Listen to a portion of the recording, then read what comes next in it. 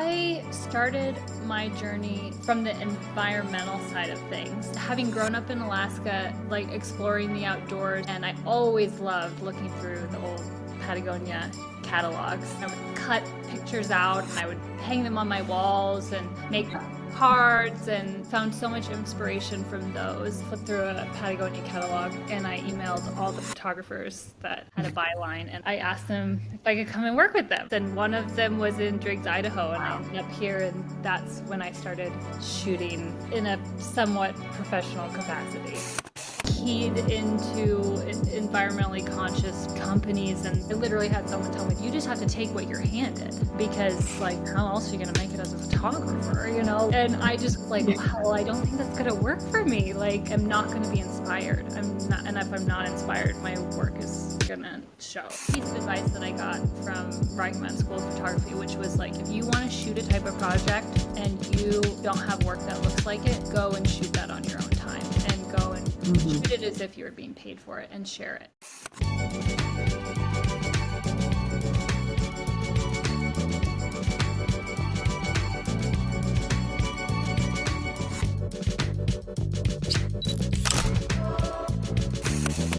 I'm so excited because today we have the wonderful Camrin Dengel with us. Cammy's a good friend of mine from Teton Valley, and so we're going to talk about her photography and the work she's been doing. Cammy is a freelance photographer living in Teton Valley, Idaho. The heart of her work is centered around environmental storytelling, regenerative food systems, sustainable trades, and lifestyles centered on nature. Her clients range from conscious, bespoke brands to big names like Patagonia and the Nature Conservancy. So I'm really excited to have her today. Welcome, Cammy. Thanks for talking to us. Thanks so much for having me. Yeah, totally. It's what's been really interesting is, I haven't asked exactly the same questions, but I've asked similar, questions of creative journey and how'd you get started and all these things. And while the details are so different from everybody, where they're from, how they grew up, things like that, like a lot of the paths or how they found photography is really similar. There's like some universal stories in there, which I love. But yeah, why don't you just start off and tell me how you got into photography and the first, couple times you remember picking up a camera. Yeah, well, I started my journey from the environmental side of things, and realized that the technical side of the sciences and the maths were not really where my heart was, and I started taking some art classes in college and wanted to fuse those two concepts together, which was not where my other classmates were going, and I felt a little bit out of place. But then, having grown up in Alaska, like exploring the outdoors, lifestyle adventure photography, something that I was really familiar with. And I always loved looking through the old Patagonia catalogs, and found so much inspiration. I would cut pictures out and I would hang them on my walls and make cards, and just like found so much inspiration from those. And originally when I jumped off into being like, maybe I could do this as a career, that's what I did. I flipped through a Patagonia catalog and I emailed all the photographers that had a byline, and were like, I asked them if I could come and work with them. A few of them said yes, and one of them was in Driggs, Idaho, and I ended up here, and that's when I started shooting in a somewhat professional capacity. That's amazing though. So I would imagine this is before social media, or how did you get in touch with everybody? How did you find their information? Because I love that like tactile, you just looked at, you're like, okay, this name, who is this person? Can I contact them? Like that's such actionable advice for people. So I'm just curious, like, how you went about it. Definitely. Like I looked them up I Googled them. Usually they had a website, and I found their email address and I sent them an email. The Patagonia catalog, like coming through, like the little bylines of like, they always included who shot what and in their captions.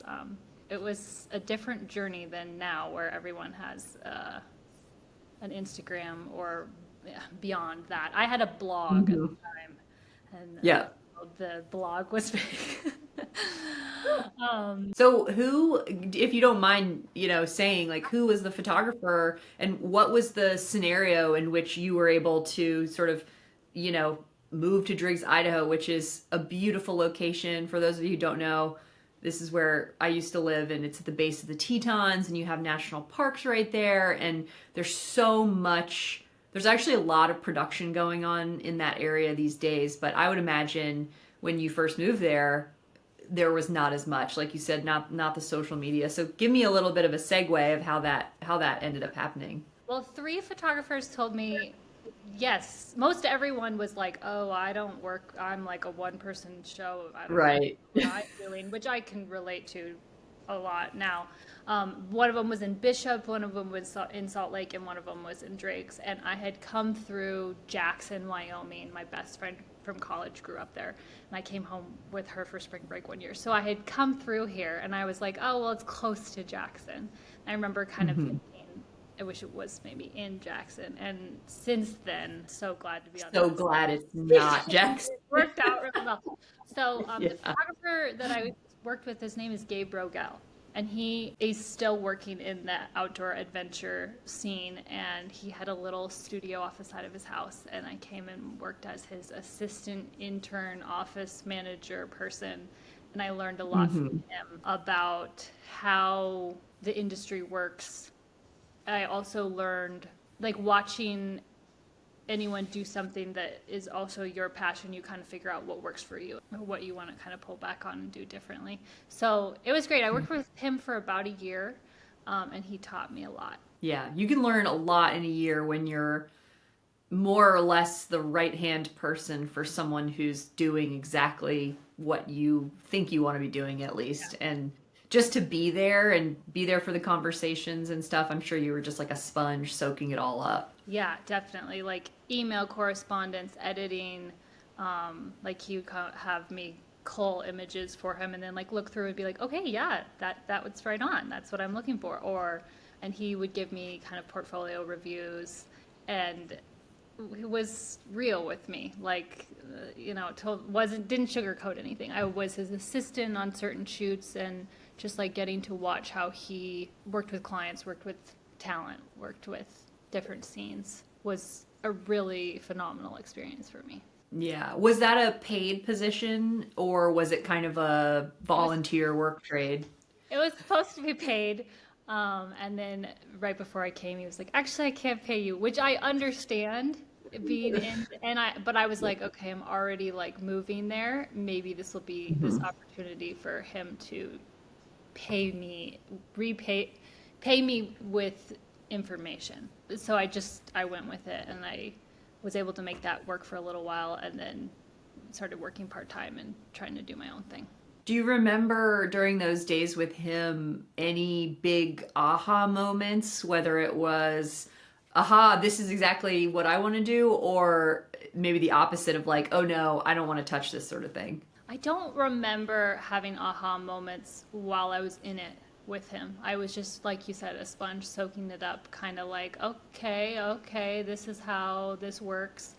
And I would say it wasn't until after that I started to kind of put pieces together and figure out. I mean, there were definitely question marks of like, well, is this how everyone does things, or is this how I would have to do it? I definitely felt like I was lacking in the technical skills area, and so I think it might have been the next year I enrolled at the Rocky Mountain School of Photography in Missoula, but I didn't want to go for the beginners portion of it, so I just like, they don't do this anymore, but they let me like come into the last little bit, and I Nice. some like some courses with like commercial photographers, and I met some of my mentors through that program after that, and that helped me kind of put in perspective what Gabe was doing, what these other photographers were doing, and where I wanted to go from there.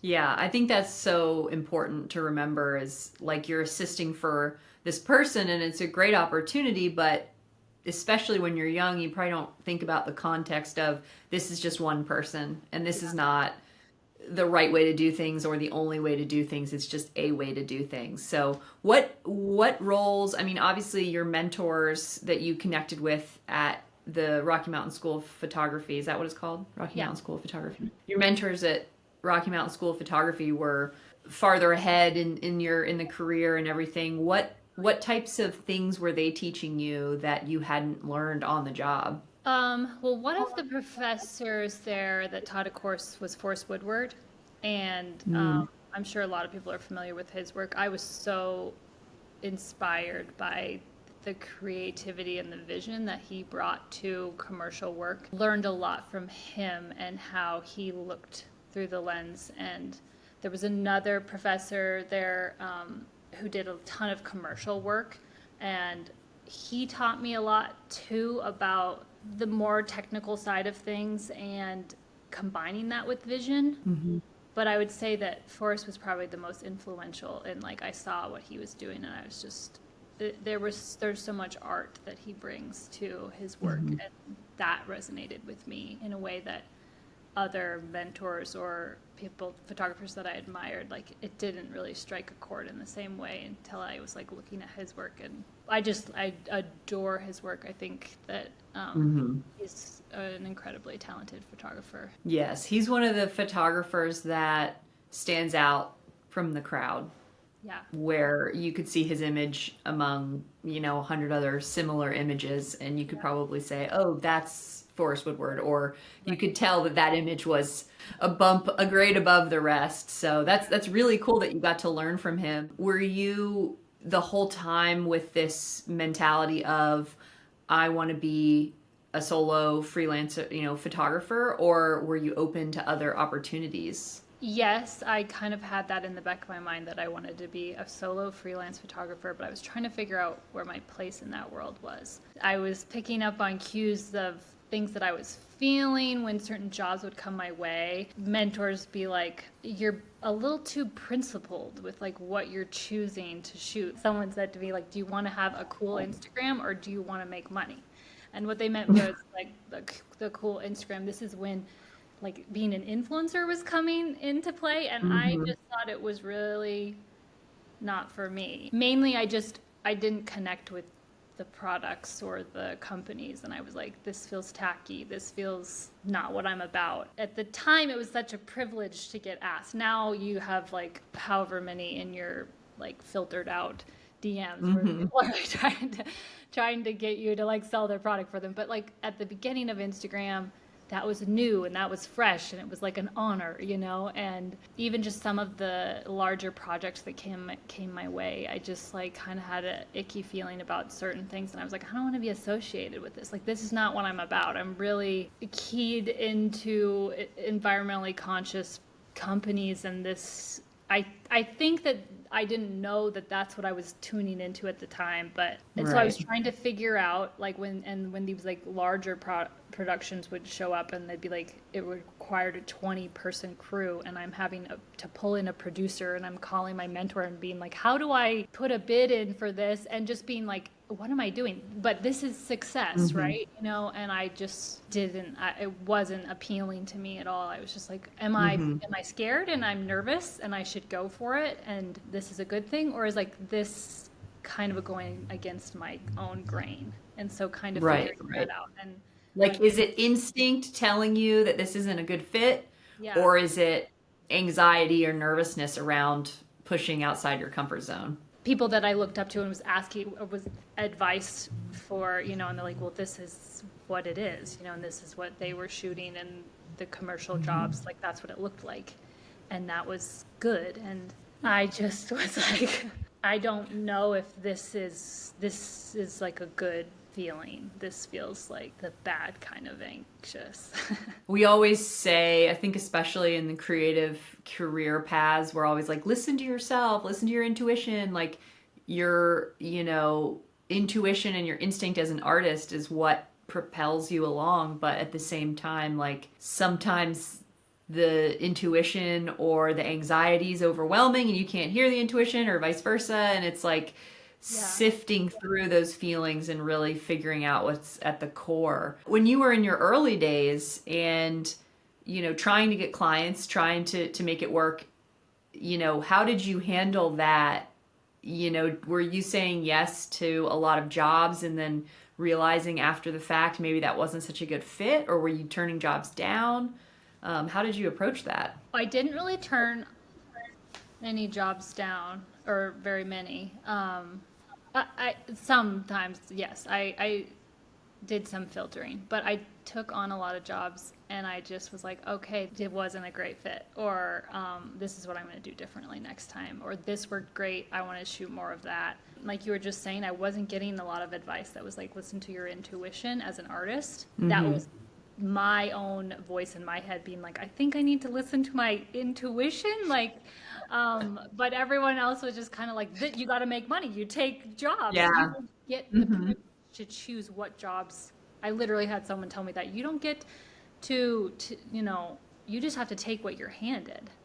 Because like, how else are you going to make it as a photographer? Like what a Right. crazy concept. And I just was like, wow, I don't think that's going to work for me. Like I am not going to be inspired. I'm not, and if I'm not inspired, my work is going to show that I'm not inspired. So I kept producing work and I put work out there that looked like the work I wanted to do. That was the one thing that I feel like really helped clients find me. I didn't really do any advertising or cold calling. Back then, Instagram was still cool and people You could found, reach people through Instagram. yeah, Yes. and people found me authentically.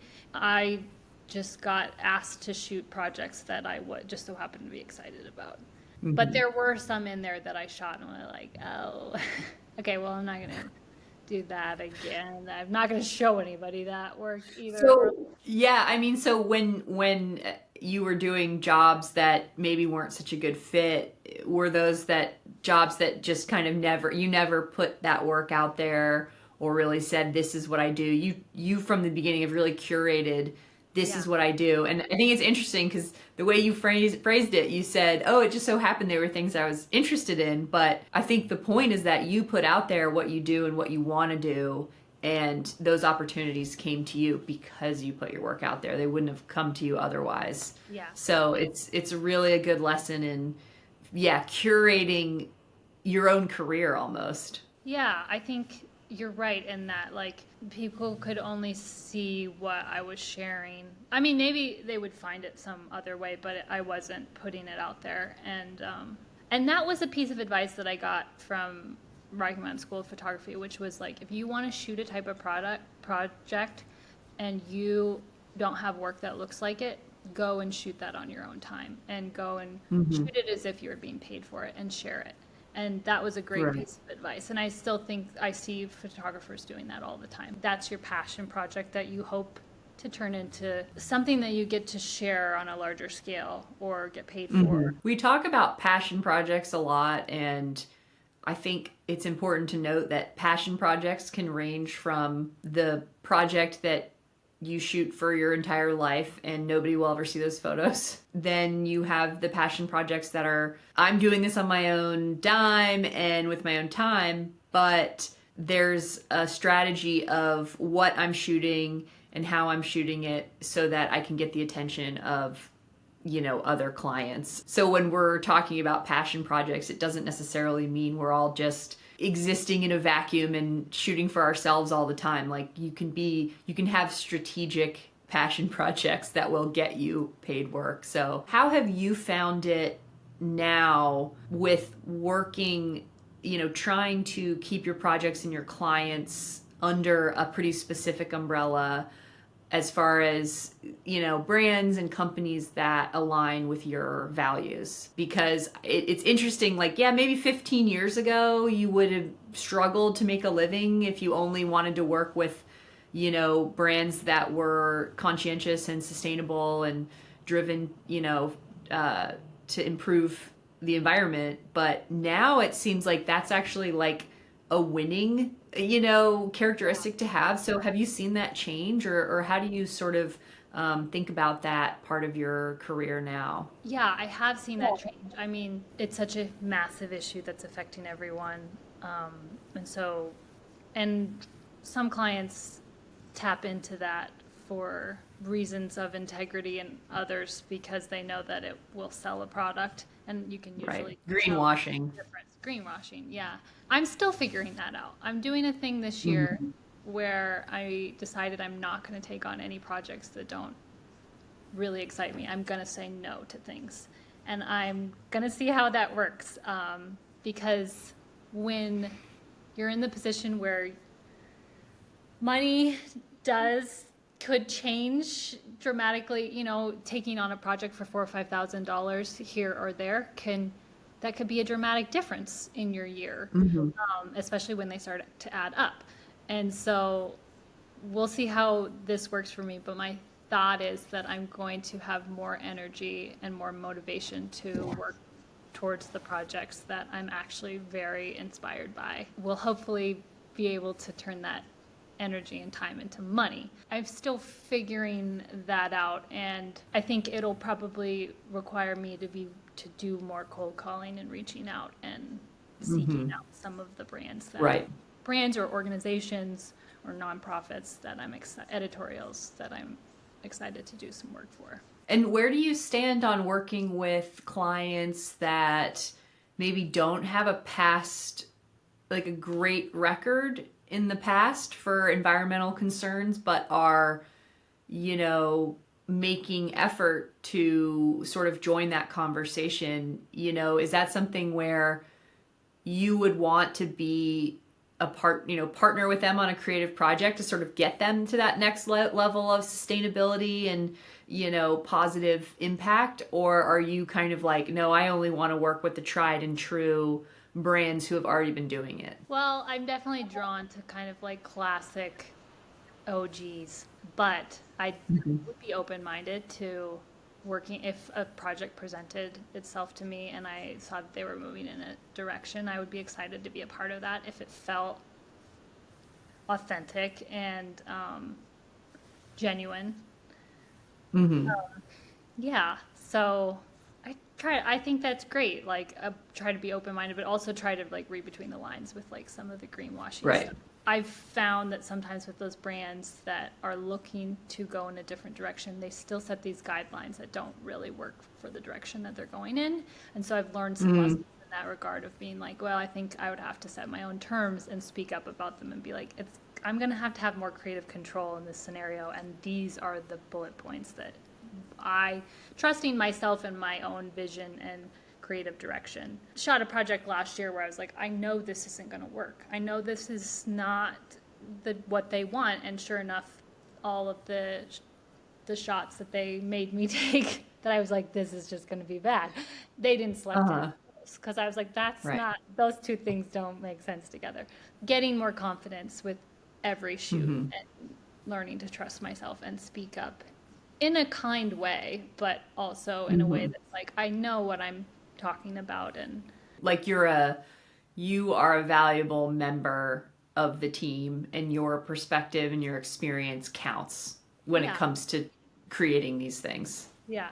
And then sticking to those guidelines and being like, no, I don't, if that's going to be the case, I don't, just because I know, getting more confidence, like, I know how that's going to pan out. I try to be open-minded and like curious about the world and like going through life with not thinking that I know everything, because I don't. Things change. And so, finding a balance, I guess. Totally. It's always about finding the balance.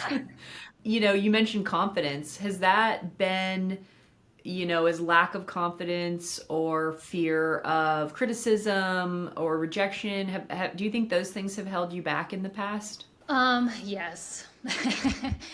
I'm not the type of person that walks in and is like, I know this to be true, and I'm like, I could go into a conversation, and if someone else is really confident, even though I'm like, no, I'm pretty sure, I could like be like, well, now I don't know. What am I not?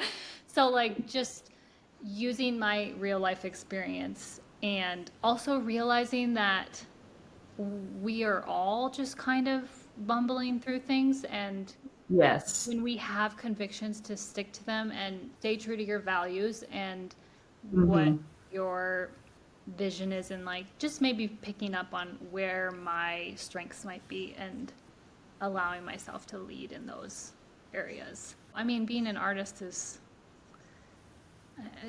full of self-doubt, and that's part of it. What do you do when you are kind of feeling like you're in a plateau, either creatively or, in your career? Where do you sort of turn to for inspiration? Well, I'm not afraid to take a break. I feel like rest really is energizing for me, and to just like continue shooting when I don't have the motivation. I mean, sometimes you have projects that you have to finish out and you just have to rally. But I try to pull back and let that muscle rest and come back Hmm. at it with fresh eyes, I think, typically. But I get a lot of inspiration from looking at other people's work and seeing, that's one great thing about Instagram. That's the like solo thing that is still cool about it, is that you do get to see what other people are doing and what they want to share. There is cool people are doing cool things, and it's Hmm. inspirational. So sometimes just like tuning into like, well, what are other people doing, and like how are they Right. showing up for their work? That can be inspiring. How do you prevent that, which is kind of like, oh, this is just a recon mission to see what else is out there? How do you prevent that from spiraling into FOMO or jealousy, or maybe even just turning it inward and being like, oh, I suck because I'm not out there doing a Toyota commercial right now or whatever? How do you kind of research? Yeah, there's definitely I just really try. I mean, there is so much work for other people, and I try to bring the attitude that is like, well, if these people can do this, then there's space for me to do that too. Hmm. And that person is paving the way for that to be more possible for me. And like we all have our own very original viewpoints. And Hmm. it's very hard to recreate other people's work accidentally, even. I feel like it's hard for me to recreate the work that I think I have created in my head. Like I get on to a shoot and something else unfolds, then you're Hmm. in it, and then you're snowballing, and that's when the magic happens. I feel like when you're just in it and you watch it unfold, and you can't help but see what you're seeing in photo, and it's completely unique to that moment in that place. Yeah, it's like a flow state Yeah, that wouldn't happen if any ingredient, one single ingredient was slightly different. It yeah. wouldn't happen that way. How do you lean into being adaptable? I think that that's where I do my best work, is being adaptable. Because rarely will I show up at a shoot or something I'm not even planning to shoot and have everything go the way it's supposed to. I mean, like, does that ever happen? Not to me. Rarely, or do you mean never? So I'm just so used. I'm like, hopefully something that happens and like I can just, I mean, I'm plugged into that's what needs to happen in order for me to Right. create good work that I'm excited about, is like watching it unfold and finding the beauty and tuning in to, and they're rarely things that other people are tuned into. I feel like at a shoot, I've been to a project where people are like, oh, don't take that. And I'm like, you're not in my head. You don't Yeah. know what I see. Like, Who's the one holding the camera? but sometimes But it's that goes back to confidence. That goes yeah, back to what you said about confidence. Like, right. like I'm holding the camera, I'm the one doing this, so, I also you think it's know. really fun to be collaborative with people. And I've been on Hmm. shoots where I'm like, what do you think of this? And my like subject is like, I don't know, you're the photographer. I'm like, well, that's no fun. Like, I thought we were doing this together. Like, I want to hear what you have to say. Like, look at the screen. Like, is this cool? Yeah. Or, that's really fun to collaborate in that way, but also to feel like I have the space to explore something that Right. um, usually someone else isn't seeing. Like I find when I'm at a shoot, like someone else isn't tuned into what I'm seeing. But I'm rarely shooting with other photographers. I'm shooting with people that are not photographers, so it makes sense that they wouldn't be tuned into that.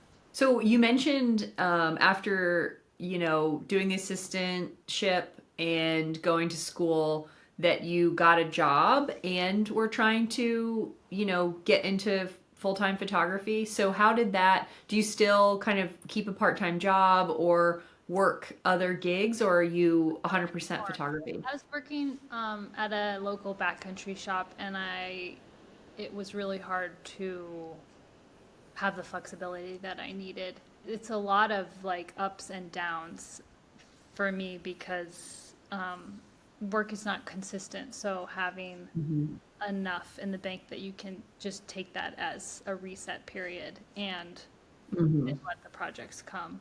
Projects that I've been working on while and I that has it's kind of been like a part-time job is my partner and I've been building this house and I currently don't have any doors. And you guys have been building that house for like a couple years, right? Yeah, well, more than that. We have been building since 2018. So what is that Oh, now? wow. Yeah, 6 years. So we're like three But quarters. you're doing it right. Yeah, that's been another propelling agent in the work that I'm doing. Like as we started to build this house, just trying to merge my environmental values and my partner's as well. But he's coming from this is the industry standard of how you do things. And we did not build a straw bale house, and trying to figure out how we could build a house that felt healthy for us and for the planet. And that has spurred a whole other genre of work that I'm excited to photograph. And really anything in life you can ask yourself that, like, well, there's an industry standard and people like to say like you can't do this and this, and you can do whatever you want, really, so like Yes, we laid amen. a house with sheep's wool and people were like, what, you can't do that, and just like finding these other companies that are doing things like that and wanting to shoot with them and work with them and bring awareness. And that's where my work and the work I'm doing with Patagonia have really connect well, because that's what I'm excited about. Yeah, I mean, again, it's like putting out there what you want to create, what you've already created that aligns with what you want to create in the future, and just kind of keeping the cycle going with your work and the direction of your work. So that's great that it seems like it's working out. I mean, I think that's another thing too. Like we talk about having, pursuing other creative passions, pursuing other passions in general, but especially other creative passions. I've always said about where I live, my living space is like, I do a lot of sculpture as well. And so it's like, my house is like the ultimate sculpture, like you wouldn't necessarily know that just looking at it, but in my head, there's all these things that I've already done to it. And so, you're experiencing that while you're building on you're building your house and trying to do it in a sustainable, environmentally friendly way. And it's giving you ideas for clients you can have and stories you can tell. So you mentioned the ups and the downs, which I think photographers are very familiar with. How do you stay resilient through those ups and downs for, the long haul of being a photographer? Oh, I think it's just built into my personality. Like my personality is full of ups and downs, and um, I think that's part of being an artist too. Is that it just is kind of what I've always known, and like the roller coaster of feeling creative and producing work. It's an up and a down situation. Right. So yeah, I just try to roll with it, but it's also like I'm just so used to that's what my life Yeah. looks like. You think just knowing that it's a roller coaster helps you sort of endure? Because when you're at a low moment, you're like, well, I'll be up there soon enough. Don't know Yeah. when, but I'll get there. We've talked a lot about different advice you've received in the past years. Some of it's great, some of it's not so good. What would you say to your younger self? What advice would you give a young Cami? I would really try to emphasize that the little voice in your head is valuable, and that intuition is a big part of the process, my process, anybody's process. And so just like staying true to your values, really. When you're starting out, you're watching how other people are doing. You're like, is this how it is? Is this, how things go? And just like, like your intuition is there for a reason. That was pretty good advice that I got from RMSP, to shoot the work, share the work that you want to shoot, that you want to get paid to shoot. So a combination of that, listen to your intuition and shoot the work that you want to get paid to shoot. So I started out, I was a magazine editor, and I got the job because I was an intern, and at the time, the company, I was already graduated from college, and it was an unpaid internship, and I had a couple other part-time jobs that were really flexible, and so I could work this magazine editor internship, which turned into a job, and it worked out. But when I was an editor, eventually they stopped letting you do the internship without getting college credit. And so you had to be a college student, you had to get college credit. And I just remember thinking, like, it just kind of screwed a lot of people. And there's a certain amount of privilege you have to be able to work an unpaid internship, to have the resources and, keep yourself alive and housed. That blanket statement of like, never work for free is like, yeah, never work for Nike for free. Right. But Right.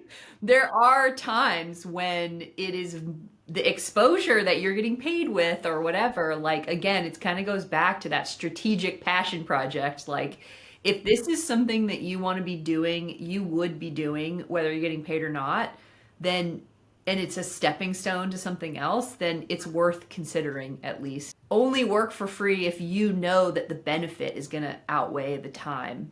And there's plenty of times, nobody told you to go through the Patagonia catalog and look up all the names, but you did it. That was work. Yeah. And you did that for free, and it paid off. And so I think, yeah, that's just it's important to be like maybe a little more selective about when you work for free. Okay, so we're gonna do a little lightning round questions, and then we'll wrap up this episode.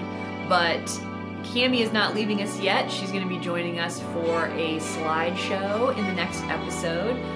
So we'll do the rapid fire, and then we'll close it out, and we'll get to the slideshow. Cami, are you an introvert or an extrovert? Definitely an introvert. Maybe an extroverted introvert at times, like around the right people, but yeah. What's one piece of media that you're always recommending to others?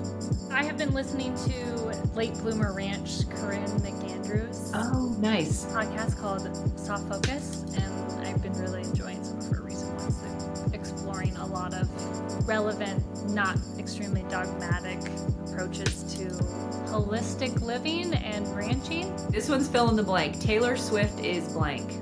Some people's favorite. That's the best answer I've gotten so far. What's one thing people don't know about you that might surprise them? I am a true minimalist. That everybody else is just posers? Well, my friends joke, like, I don't have anything in my house. I love that feeling of being on a backpacking trip and you have what you have and you just make do with what you have, and it's great. That doesn't surprise me about you at all. But, so Camrin, you can find Camrin's work at her website, CamrinDengel.com. Check out her work, and stay tuned for the next episode, because she's actually going to show us some of her work, and we're going to talk about it. So hopefully we'll see you there. Bye.